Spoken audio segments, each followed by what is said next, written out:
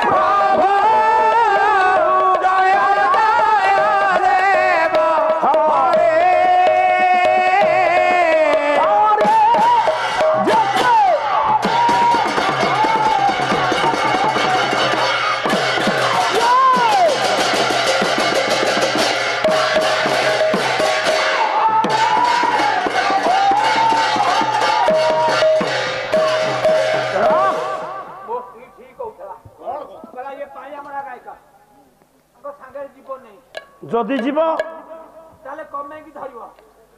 तो स्त्री कहूला पालिया मोरा गायक जदि जीवु कमेकी धरबू मो स्त्री भी कहूला कहला जी कमेकी धरब ताकू कम पैसा दब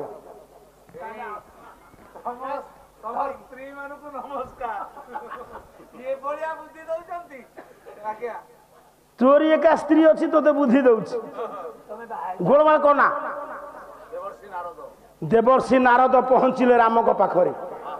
मर्यादा पुरुषोत्तम राम को सांगरे नहीं पहुंचिले नारद स्वर्गपुर विचार हम देखु सारा आर्य धर्मर विचार राम को नार अभियोग करने को आसुंती किए वसुमती जेतबले राम ठाकुर पहुंची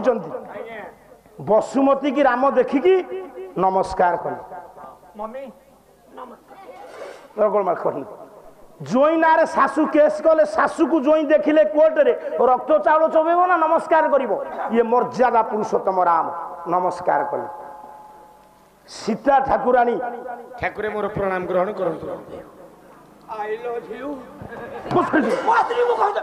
कोन कहलो मो स्त्री मो कहबी नै मूर्खटा ना कोन रह कथा कहया बुझा मत रह बेबेकार लोगटे तो बसुल दिरे ए स्वर्गपुर देवता अछन तेनु होवा ना बोकु पान दे कोन कहलो बोकु पान दे ए तो बसुल रे बेबेकार को धारता करना बापार मुंडे बांधी जेंती सती जेंती राजा सारे प्रेस्टीज अछि र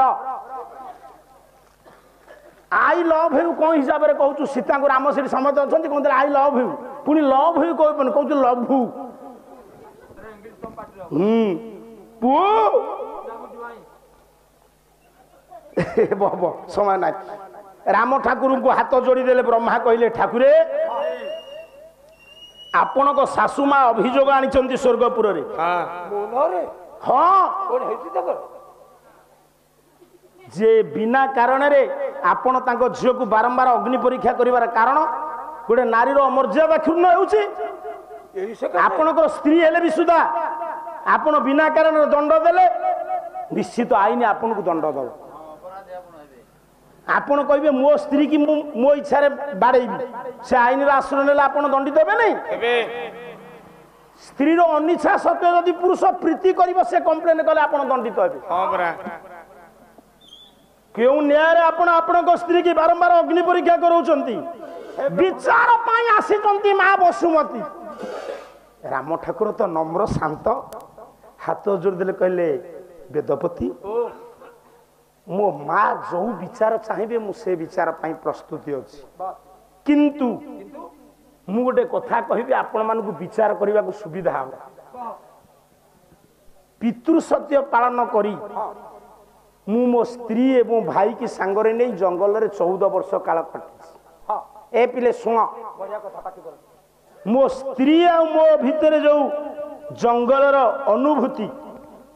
बा मु तांको विवाह करबा पर थारु निर्वासन दबा पूर्व पर्यंत जो अनुभूति जो चलनी जो घटनावली सेइथुरु 7टी कथा मु पचारिबी मो स्त्री सीता मो स्त्री सीता उत्तर देबे मौन रहिले भी चलिबो मौन सम्मति लक्षण सेइथु आपण विचार करिवे मोर दोष कि मो स्त्री रो दोष पाड़ी बाबू मु कहू नहीं सीता असती बोली माँ को असती कहब सनादास ता जीव चिड़ी जीव तांको स्वामी राम तांको दोष बाछि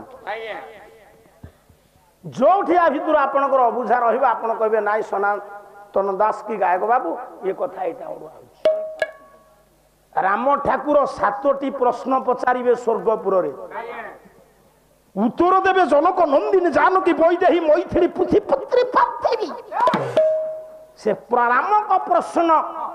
सीता को उत्तर रु जना पड़िबो कहार ठीक कहार भूल यही आरंभ है कपिल रामायण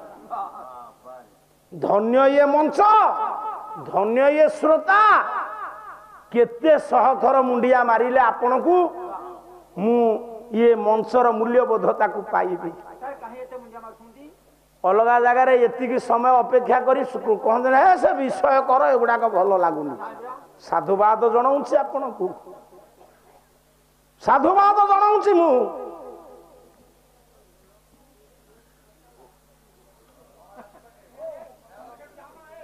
जी आपण मैंने बस सब शुणु धीरे धीरे आज्ञा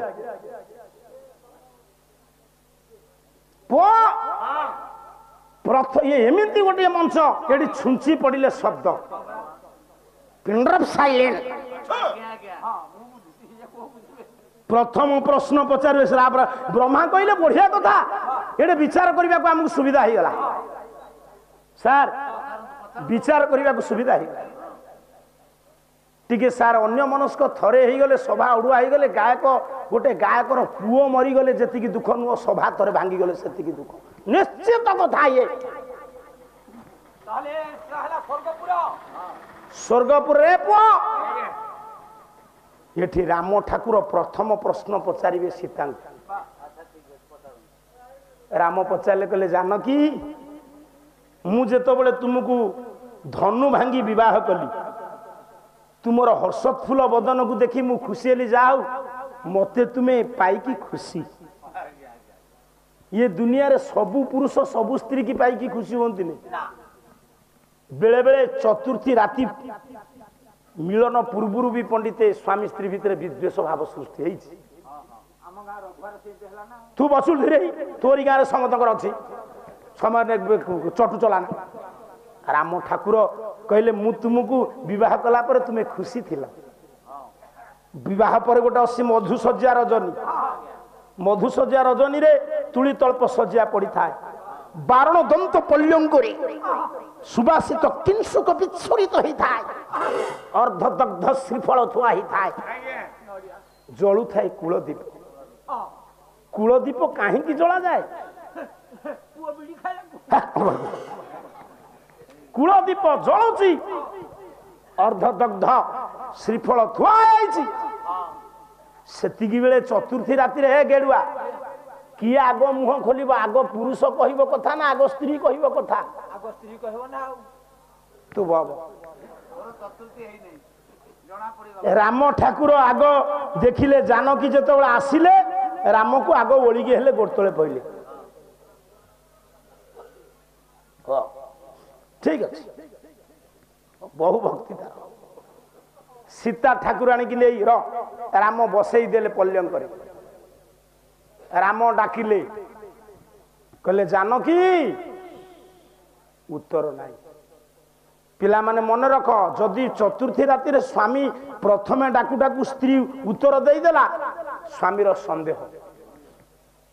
ଯେତେବେଳେ ପ୍ରଥମେ ରାମ ଡାକିଲେ ସୀତା ଉତ୍ତର ଦେଲେନି, ରାମ ଖୁସି ହେଲେ, କହିଲେ ନାରୀର ମର୍ଯ୍ୟାଦାକୁ ରକ୍ଷା କରିଛନ୍ତି ଜନକ ନନ୍ଦିନୀ ଜାନକ। ଦ୍ୱିତୀୟ ବାର ଡାକିଲେ କହିଲେ ଜାନକୀ, ଉତ୍ତର ଯେତେବେଳେ ନ ମିଳିଲା ରାମ କହିଲେ କଣ ହେଲା? ମତେ ତ ବାହା ଇଏ ଖୁସି ଥିଲେ, ଉତ୍ତର କାହିଁ ଦଉନାହାନ୍ତି? ପାଟିକନା ସମୟ ନାହିଁ ସେମିତି ଅନା। ତୃତୀୟ ବାର ଯେତେବେଳେ ଡାକନ୍ତି ଉତ୍ତର ନ ମିଳିଲା ରାମ ବିଚାର କଲେ, କହିଲେ ଆଜି ମୋ ସ୍ତ୍ରୀ ମତେ କଥା କହୁନାହାନ୍ତି ମଧୁଶଯ୍ୟା ରଜନୀରେ, ଏଥିରେ ମୋର ଦୋଷ ନାହିଁ। ନା, ଦୋଷ ମୋ ବାପା ଦଶରଥଙ୍କର। ଆଚ୍ଛା ରାମ ଡାକିଲେ ସୀତା କଥା ଆଦାୟ କଲେନି, ରାମଙ୍କର ଦୋଷ ନାହିଁ କି ସୀତାଙ୍କର ଦୋଷ ନାହିଁ? ବୁଢାର କଣ ଦୋଷ? ପିଲାମାନେ ଇଏ ଗୁରୁତର କଥା, ମୁଁ କେଡେ ବଡ ନେଗେଟିଭ କଥା ଏଠି କହିସାରିଲେଣି। ରାମକୁ ସୀତା କଥା କହିଲେନି ମଧୁଶଯ୍ୟା ରଜନୀରେ, ଏଠି ଦଶରଥଙ୍କର କଣ ଦୋଷ? ଦଶରଥଙ୍କର କଣ ଦୋଷ? ନାଇଁ, ରାଜା ଦଶରଥ ବାହା ହେଇଥିଲେ 750 ରାଣୀ। ହଁ, ଚୁପଇବ। ସୀତା ବିଚାର କଲେ ମୋ ଶ୍ୱଶୁର ଯଦି 750 ରାଣୀ ଗ୍ରହଣ କରିଥିଲେ, ମୋ ସ୍ୱାମୀ କାହିଁ 7ଟା ଗ୍ରହଣ କରିବେନି? ଇଏ ଭଞ୍ଜଙ୍କ ପଦ ପଢିଲା ପରେ ଆପଣ ଜାଣିପାରିବେ ଦଶରଥଙ୍କ ପାଇଁ ସୀତା କଥା କହୁନଥିଲେ ରାମ।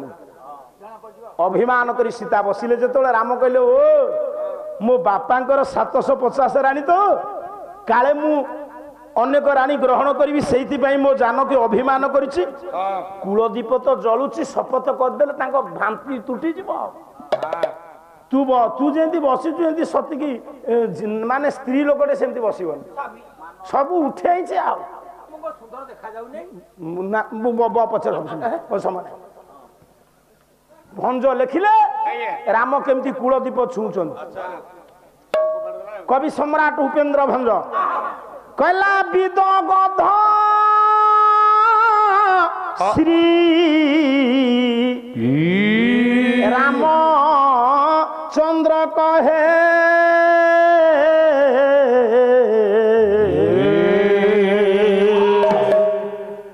ତୁମେ ମାନେ କେହି ଧରିଲଣି ମୋ ସାଙ୍ଗରେ? ବନ୍ଧୁ ଜୀବନ ଥିବାର ଇଏ ଦେହେ, ବନ୍ଧୁ ଜୀବନ ଥିବାର ଇଏ ଦେହେ, ବନ୍ଧୁ ଜୀବନ ଥିବାର ଇଏ ଦେହେ। ବିଳାସିନୀ ନ କରିବି ଆନକୁ, ବିଳାସିନୀ ନ କରିବି ଆନକୁ, ବିଳାସିନୀ ନ କରିବି ଆନକୁ, ବୋଲି ଛୁଇଁ ଦୀପହୁତା ଆନକୁ, ବୋଲି କହିଲା ବିଳାସିନୀ ନ କରିବି ଆନକୁ, ବିଳାସିନୀ ନ କରିବି। ପାଢିବାକୁ ଟିକେ ଜଗତସିଂହପୁର ରେକେ ଲକ୍ଷ୍ୟ କରୁଥାଅ।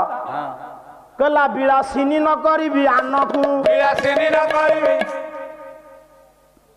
ବୋଲି ଛୁଇଁ ଦୀପହୁତା ସନକୁ, ବୋଲି ଛୁଇଁ ଦୀପହୁତା। ପୁଅ ରିମୋଟ ସାଡେ ଚିପିଲେ ଚ୍ୟାନେଲ ବଦଳିବ, ଦେଖେ କେମିତି ହଉଛି। କହିଲା ବିଳାସିନୀ ନ କରିବି ଆନକୁ, ବିଳାସିନୀ ନ କରିବି। ହଉନେଇ ଏମିତି ତୁମର ହଉଛି। କହିଲା ବିଳାସିନୀ ନ କରିବି ଆନକୁ, ବିଳାସିନୀ ନ କରିବି, ବୋଲି ଛୁଇଁ ଦୀପହୁତା ସନକୁ, ବୋଲି ଛୁଇଁ। କୂଳଦୀପକୁ ରାମ ଛୁଇଁକି ଶପଥ କଲେ ତ୍ରେତୟା ଯୁଗରେ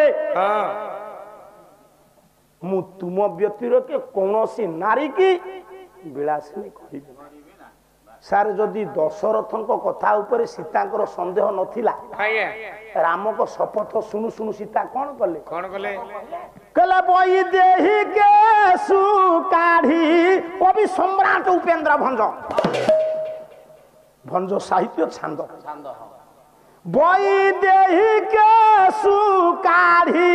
କେତ କି ବର୍ଣ୍ଣ लिखित पोथी कस्तूरी जेमिति रामक शपथ शुणीदेले मुंडे थिला एड बड़ जुडा ता धरे केतकी पाखुड़ा को टाणी आनिले गाले लगी मृग नाभि कस्तूरी किंसुक बुंतेरे किंसुक कहले फूल बुंत कहले नाड़ फूल नाड़े पोछि दे केतकी पाखुड़ा लिखिदे राम को किसी कहले नहीं राम को कथा सुनी लिखिले कौन कहले कहले विलासिनी न करीबी आन को र बोली नहीं र मु जानी करी बोली छी धरनी मने नहीं कह र र सेई गुडा आगुरु मने पकार तोर देला मु मझरे मझरे भूल बोली कि तुमको परीक्षा करूछी कला बोली नहीं आने जा जो जाए तो बोलाई भी जान में सीता ठाकुराणी केतो की पाखुड़ा रे लिखिले हे स्वामी मो जीवन काल रे जाब तो कौनसी पुरुष ठारे मो मन बली नाही जन्म जन्मांतर पर्यंत कहा पाखरे मन बलिब ना टिके विचार करंतु राम शपथ कले तृतीय जुगरे तुम व्यतिरेक कौन सी नारी कर स्पर्श करिबिनी सीता लिखिले मो जीवन काल रे एजावत ज्ञान आसिला दिन ठारू कौन सी पुरुष ठारे मो मन बली नहीं कि कौन सी पुरुष ठारे आपन को व्यतिरेक मन बलिब नहीं सारे ये कथा पढ़िकी राम खुशी हेबेनी ये लेखाटा थिला संपूर्ण मिथ्या राम ठाकुर दुख कले कले जे जनक राजा झियो मधु सजा रजनी रे स्वामी की केतकी पाखुड़ा रे मिथ्या वार्ता लिखि दे पारंती प्रथम प्रश्न सब देवता माने बसचंत माँ बसुमती अनुमति नहीं कला कला दशरथ पुओ मो झियो मिछ कथा लिखिला न हाँ तुम झियो जो लिखिले बड़ी नहीं आने आज जाए तो तुम झीर मन दी जन बड़ी थिला जनक सांगे प्रेम करने को जनक सांगे प्रीति करने से जो कहले नी बड़ी नहीं आने आज जाए तो से संपूर्ण भूल तुम झीर बहु दिन तलू जनक उपरे मन बड़ी थिला प्रीति करने जनक उपरे मन बड़ी थिला प्रेम करने मु मन को कहू नहीं कवि सम्राट उपेन्द्र भंज वैदेही विलास राम बुझौचंती माँ बसुमती की माँ मु तुम झील ना मिथ्या कहू गोटे पद राग हूँ चोखी चाहा थोई दे पुरुणा कालिया पाला वाला ढांचा राम कहले शुण माँ तुम झील मते बाहा पूर्व का मन बड़े कहला ये वैदेही विमल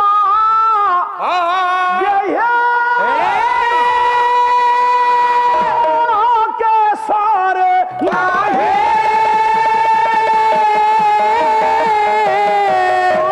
सही तारे थिले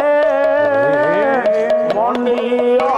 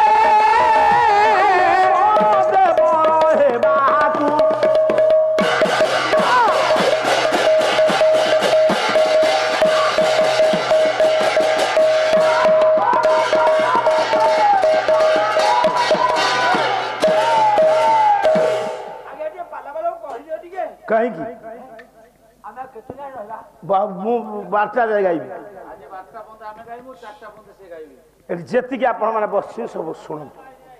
ତାଙ୍କ ସମୟ ହେଲେ ସେ ଆସିବେ ତୁ କାହିଁ ବ୍ୟସ୍ତ ହଉଛୁ ପୁଅ ଆପଣମାନେ ଆଜି ବିଚାର କରିବେ ଆପଣମାନେ ଛୋଟିଆ ଶ୍ରୋତା ନୁହଁ ଆପଣମାନେ ଆପଣମାନଙ୍କ ଜୀବନ କାଳ ଭିତରେ ବରିଷ୍ଠ ଧୁରୀଣ ଯୋଗ୍ୟ ଗାୟକ ମାନଙ୍କ ପାଲାକୁ ଶୁଣିଛନ୍ତି ଆପଣମାନେ ବିଚାରକ ସମୀକ୍ଷକ ଆପଣମାନେ